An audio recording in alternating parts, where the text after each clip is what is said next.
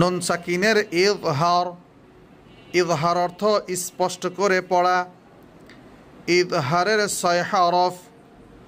গোল হা লম্বা হা, খ, আইন গইন আর হামজা।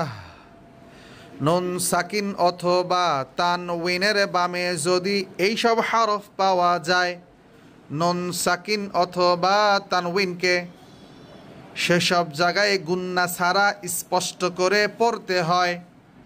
যেমন আনআমতা, ওয়ানহার।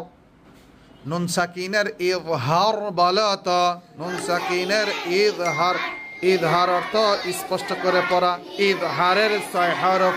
গোল হা লম্বা হা, খ, আইন গইন আর হামজা।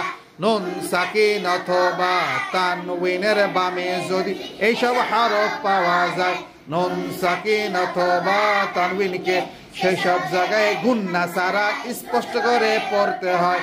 যেমন আনআমতা, ওয়ানহার।